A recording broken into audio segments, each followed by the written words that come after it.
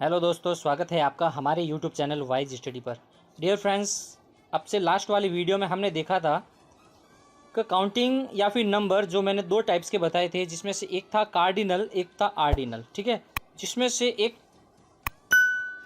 Cardinal जो होता है वह हमेशा पोस्ट डिटर्मिनर का काम करता है। जैसे इस सेंटेंस के अंदर 10, यह एक कार्डिनल नंबर है, एक कार्डिनल काउंटिंग है जो सेंटेंस में पोस्ट डिटर्मिनर की जगह आया हुआ है।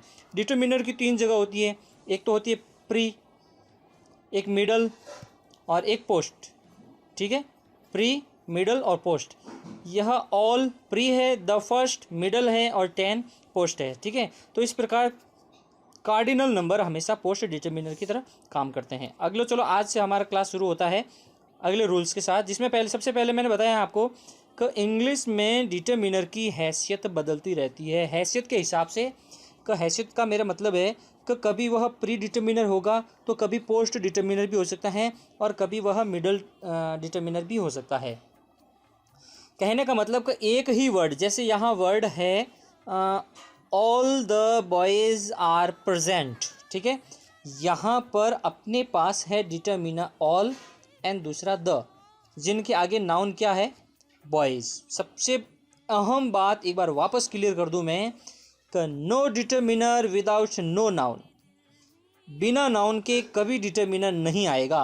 अगर आपको वहाँ पर डिटर्मिनर दिख रहा है तो यकीन मानिए वहाँ पर नाउन ज़रूर होगा। ठीक है, यह डिटर्मिनर की सबसे बड़ी खासियत है। तो यहाँ पर अपने पास दो डिटर्मिनर है। ऑल यहाँ पर कौन सा डिटर्मिनर है, प्री डिटर्मिनर। ठीक है, और द यहाँ पे कौन सा डिटर्मिनर है, पोस्ट डिटर्मिनर। समझ में आ गई। तो द यहाँ पे पोस्ट डिटर्मिनर है, इसका मतलब यह नहीं है कि हर सेंटेंस में द पोस्ट डिटर्मिनर ही रहेगा, यह बदल सकता है। अगर मैं यहाँ पर जैसे यहाँ पर मैंने इस द को हटाया, ऑल की बात करूं, और अगर मैं द को हटाऊं तो अगले वाले सेंटेंस में लिखा हुआ है ऑल बॉयज़ आर प्रेजेंट। तो यहाँ पर ऑल जो पहले प्री डिटर्मिनर था अब वह सिर्फ डिटर्मिनर है। No pre, no post, no middle, यह सिर्फ एक अकेला आया है, इसलिए यह यहाँ पर सिर्फ और सिर्फ डिटर्मिनर है। प्री, पोस्ट और मिडल जैसी यहाँ पर कोई बात नहीं है। जैसे अगला एग्जाम्पल मैं अगर आपको बताऊँ तो एग्जाम्पल है हमारा का what a lovely day, exclamation mark है यहाँ पे आगे। अच्छा, डिटर्मिनर क्या क्या क्या है यहाँ पे बता दूँ आपको। व्हाट यहाँ पर डिटर्मिनर है और आर्टिकल भी डिटर्मिनर की कैटेगरी में आते हैं। अ आर्टिकल यहाँ पे लगा हुआ है, तो यहाँ पर दो डिटर्मिनर हो गए, जिसमें से व्हाट है प्री डिटर्मिनर और अ है पोस्ट डिटर्मिनर। समझ में आ गई। अगला सेंटेंस है हमारे पास व्हाट नॉनसेंस, जो कि सेंटेंस हम अपन कई बार बोलते हैं व्हाट नॉनसेंस। तो यहाँ पर व्हाट जो पहले प्री डिटर्मिनर था अब इस सेंटेंस में ओनली डिटर्मिनर है, कोई प्री पोस्ट मिडल नहीं। ठीक है, तो इस प्रकार से एक डिटर्मिनर की हैसियत बदलती रहती है। हैसियत का मेरा मतलब बता दिया मैंने आपको, वह कभी प्री, कभी पोस्ट, कभी बिना प्री पोस्ट भी हो सकता है। ठीक है, आगे है हमारे पॉइंट कि ट्रेडिशनल ग्रामर में अच्छा, सिर्फ एक हल्का सा पॉइंट मैं बता रहा हूँ आपको। ठीक है ना, ऐसा हमेशा ही होगा ये ज़रूरी नहीं है, क्योंकि मैंने यहाँ लिखा भी है कि संभवतः ऐसा होता है। आपन जो नाउन पढ़ते हैं जिसमें से कॉमन नाउन और जो कलेक्टिव नाउन हैं वो हमेशा काउंटेबल होते हैं। ठीक है, और जो अपने प्रॉपर नाउन, अब्स्ट्रैक्ट नाउन और मटेरियल नाउन है वो ज़्यादातर अनकाउंटेबल नाउन होते हैं। ज़्यादातर यहाँ लिखा मैंने संभवतः, हमेशा ही नहीं, ज़्यादातर वह अनकाउंटेबल होंगे। देखो, अब्स्ट्रैक्ट नाउन तो हमेशा अनकाउंटेबल ही होता है, मटेरियल नाउन भी अपना लगभग पूरा का पूरा अनकाउंटेबल ही होता है। प्रॉपर नाउन की बात करूँ तो मैं काफ़ी कुछ काउंटेबल भी होता है, काफ़ी कुछ अनकाउंटेबल भी होता है, लेकिन अनकाउंटेबल की इसमें तादाद ज़्यादा होती है, इसीलिए मैंने यहाँ पर संभवतः लगाए हैं। तो यह टिप्स आप याद रखिएगा, बहुत ज़्यादा काम आएगी आपके। कॉमन नाउन और कलेक्टिव नाउन हमेशा काउंटेबल होते हैं और प्रॉपर नाउन, अब्स्ट्रैक्ट नाउन और मटेरियल नाउन संभवतः अनकाउंटेबल होते हैं, क्योंकि काउंटेबल और अनकाउंटेबल का भी डिटर्मिनर और इंग्लिश ग्रामर में बहुत ही अहम रोल है। पूरे सेंटेंस को आइडेंटिफाई करने में ये बहुत काम आते हैं। जैसे अ कैट वर्ड है, a cat, a family, an elephant, यह तीनों वर्ड एक कॉमन वर्ड है, कॉमन नाउन के अंदर आते हैं। कैट, फैमिली, एलिमेंट, ये सारे कॉमन है तो देख लो ये सारे के सारे काउंटेबल भी हैं। जैसे अगर मैं बात कर दूँ ऑनेस्टी, ऑनेस्टी वर्ड हमेशा एक अब्स्ट्रैक्ट नाउन होता है और ऑनेस्टी यहाँ पर अनकाउंटेबल वर्ड है। आपको अनकाउंटेबल और काउंटेबल चीज़ का बहुत ही अच्छा नॉलेज होना चाहिए। यकीन मानिए यह कॉमन सी दिखने वाली चीज़ आपको कंपटीशन एग्ज़ाम के अंदर बहुत बहुत लीड करवाती है, बहुत अच्छा हेल्प करती है, जिनके यह पोर्शन बहुत अच्छे से कंप्लीट है। ये अगर नहीं है तो समझ लिए भाई साहब आप कंपटीशन के अंदर कुछ नहीं कह सकते। अच्छी हल्की सी दिखने वाली चीज़ बहुत बड़े रोल पे करती है। अगला हमारा टिप है इनफ। जैसे एक वर्ड के बारे में है, ये सिर्फ केवल और केवल एक वर्ड के बारे में है, वो वर्ड है इनफ। इनफ वर्ड है, बहुत ही अच्छा इंटरेस्टिंग टिप है ये। आप किसी सेंटेंस के अंदर काफ़ी हर कॉम्पिटिटिव एग्जाम के अंदर सेंटेंस के अंदर क्या मिस्टेक है, क्या एरर है, एरर फाइंड करने का क्वेश्चन पूछा जाता है और इसी इनफ से ज़्यादातर क्वेश्चन बनते हैं। कारण क्या है कि इनफ सेंटेंस के अंदर दो तरीके से यूज होता है। कैसे, देखो मैं बताऊं कि इनफ किसी एडजेक्टिव के तो पोस्ट मॉडिफाई की तरह काम करेगा, लेकिन किसी नाउन के लिए प्री मॉडिफायर का काम करेगा। सीधे सीधे सिंपल बातों में बताऊं तो जो वर्ड है इनफ, एक वर्ड है इनफ, यह अगर एडजेक्टिव के साथ यूज करना है, किसके साथ यूज करना है, एडजेक्टिव के साथ यूज करना है, तब तो एडजेक्टिव आएगा यहाँ पर। ठीक है, मतलब पहले एडजेक्टिव बोलेंगे और फिर इनफ बोलेंगे सेंटेंस में। नीचे एग्जाम्पल मैंने देख रखा है, जैसे यहाँ पर एग्जाम्पल नंबर 1 है, वी हैव इनफ वाटर। तो यहाँ पर वाटर नाउन है, वाटर नाउन है, इसी कारण यहाँ पर इनफ नाउन के पहले आता है। ठीक है ना, इनफ नाउन के पहले आता है और एडजेक्टिव के बाद में आता है। ये मैंने दे रखा है, देखो अगर एडजेक्टिव है तो एडजेक्टिव में इनफ बाद में आएगा, नाउन है तो नाउन के पहले आएगा। दूसरा वाला एग्जाम्पल है अपना कि he is mature enough. Mature एक एडजेक्टिव होता है, मैच्योर एक एडजेक्टिव होता है, इसीलिए यह इनफ एडजेक्टिव के बाद में आया। रूल यही कहता है, बहुत बहुत इंपॉर्टेंट रूल है एरर डिटेक्ट करने में, एरर फाइंड आउट करने के अंदर यह रूल बहुत ज़्यादा इंपॉर्टेंट रहता है और एग्जाम व्यू ऑफ पॉइंट से भी यह बहुत इंपॉर्टेंट है। मैंने हर एग्जाम के अंदर इससे क्वेश्चन बनते हुए देखे हैं। देखते हैं इसी रूल्स के अकॉर्डिंग हमारा तीसरा पॉइंट है, तीसरा एग्जाम्पल है कि ही इज़ इनफ ओल्ड होगा या ओल्ड इनफ होगा टू कम हियर। क्या होगा दोनों में से? जैसे रूल कहता है कि इनफ किसी एडजेक्टिव के लिए पोस्ट की तरह आएगा, मतलब एडजेक्टिव के बाद में आएगा और नाउन के पहले आएगा। तो यहाँ पर अपना वर्ड है ओल्ड, जो कि एक एडजेक्टिव है, जो कि एक एडजेक्टिव है। तो मेरे को कमेंट सेशन में आप कमेंट में लिखकर बताइएगा कि यह इनफ पॉइंट नंबर 1 से इनफ ओल्ड होगा या ओल्ड इनफ होगा। ठीक है, यह आपके कमेंट सेशन के लिए आज का क्वेश्चन हो जाएगा। इसका उत्तर आप मुझे नीचे कमेंट बॉक्स में ज़रूर दीजिएगा। चलते हैं हमारे नेक्स्ट पॉइंट के ऊपर। हमारा अगला पॉइंट है, ये आगे कुछ मैं आपको पॉइंट वाइज ही बताऊँगा। ठीक है, अगला पॉइंट है कि द वर्ड, कुछ शब्द हैं ऐसे जिसमें से the, my, our, your, his, her, their, its, ये ऐसे वर्ड हैं इनके साथ किसी भी तरह के नाउन का प्रयोग हो सकता है। मतलब यह प्लूरल भी हो सकता है, इनके साथ वाला सिंगुलर भी हो सकता है, काउंटेबल भी हो सकता है, इनकाउंटेबल अनकाउंटेबल भी हो सकता है। ठीक है ना, तो यह ऐसे डिटरमिनर है, इनके साथ कोई भी काउंटेबल, अनकाउंटेबल, सिंगुलर, प्लूरल कोई भी नाउन आ सकता है। क्योंकि हमारे पास बहुत सारे ऐसे डिटरमिनर है जो या तो सिर्फ सिंगुलर के साथ आएंगे या कुछ डिटरमिनर सिर्फ प्लूरल के लिए आएंगे।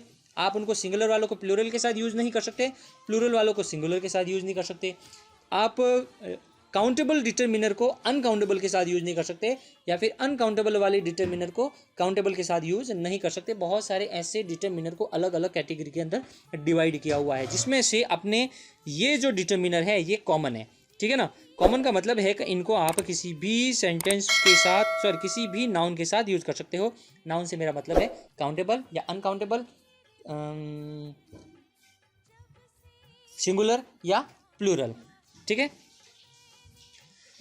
जैसे इसके साथ किसी भी तरह के नाउन का प्रयोग हो सकता है। और इसके जैसे कुछ और भी वर्ड है, जैसे what, whose, whatever, whichever, any, ये भी ऐसे वर्ड है जिनके साथ किसी भी तरह के singular, plural, countable, uncountable noun का प्रयोग हो सकता है। आप इनको रट लीजिएगा। डिटरमिनर, अगला पॉइंट है हमारा कि कुछ डिटरमिनर ओनली सिंगुलर काउंटेबल के लिए यूज होते हैं।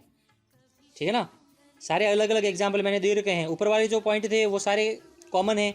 अब जो ये पॉइंट है इनके अंदर जो एग्जाम्पल मैंने दे रखे हैं, a, an, each, every, either, neither, one, another, many, देखो है ना, एक वर्ड होता है मैनी, एक वर्ड होता है मैनी, लेकिन अपना यहाँ वर्ड अलग है मैनी, ठीक है ना, दोनों में डिफरेंट है, ध्यान रखना ना।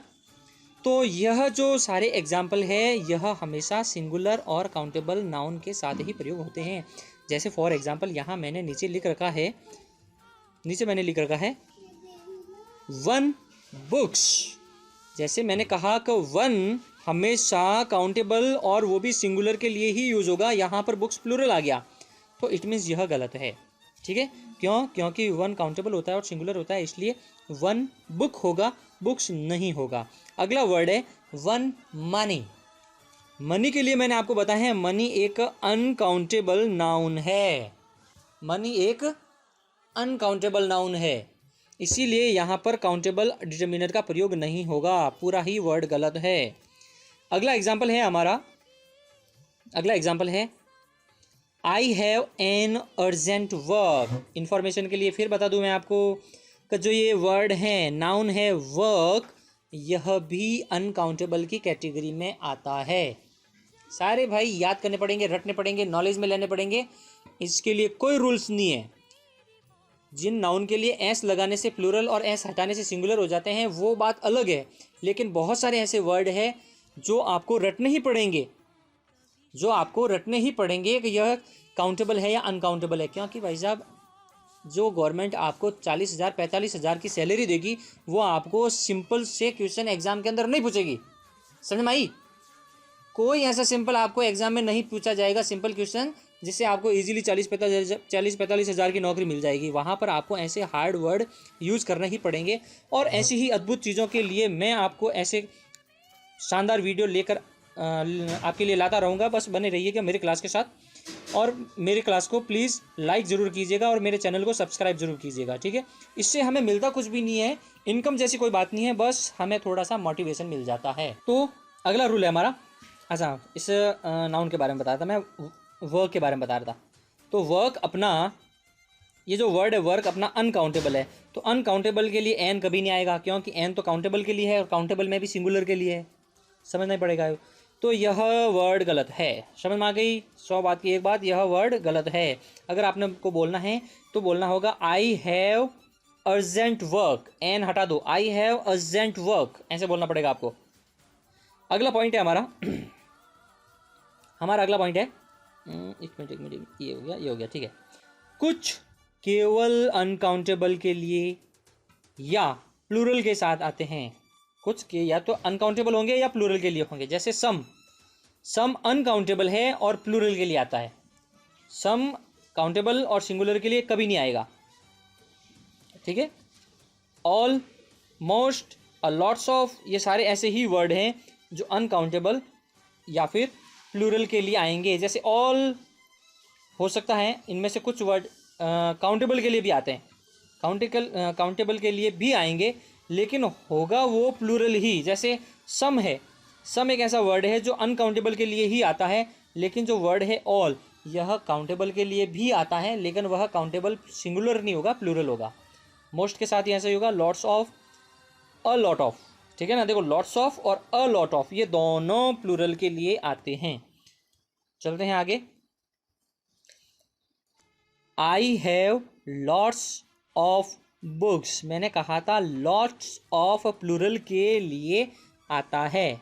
लॉट ऑफ किसके लिए आता है? प्लूरल के लिए आता है। तो हमारा सेंटेंस पहला हो जाएगा सही। अच्छा अब दूसरे सेंटेंस को देखिए, अभी देखो इतने कितना शातिर एग्जाम्पल दिया है। अभी मैंने आपको कहा या तो होगा लॉट्स ऑफ, क्या होगा? लॉट्स ऑफ, या तो होगा लॉट्स ऑफ, जैसा कि एग्जाम्पल नंबर 1 के अंदर है लॉट्स ऑफ, लॉट्स ऑफ है, लेकिन यहाँ देखिए लॉट ऑफ लिखा हुआ है, लेकिन वहाँ पर वर्ड अलग है, अ लॉट ऑफ। क्या है यहाँ? अ लॉट ऑफ होना चाहिए, बल्कि यहाँ पर सिर्फ लॉट ऑफ है, अ नहीं लिखा हुआ है, अ नहीं लिखा हुआ है, सिर्फ लॉट ऑफ है। इट मीन्स यह सेंटेंस गलत है, क्योंकि लॉट ऑफ आता है सिंगुलर के लिए और अ लॉट ऑफ आता है प्लूरल के लिए। तो अपना हो गया गलत। बस याद रखिएगा इस चीज़ को। चलते हैं आगे।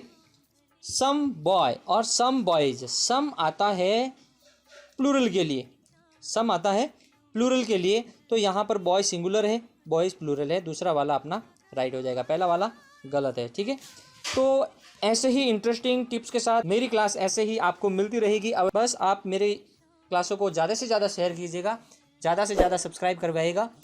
इसी मोटिवेशन के साथ मैं आपको हमेशा ऐसी क्लासें अवेलेबल करवाऊँगा। Till then take care, see you in next class.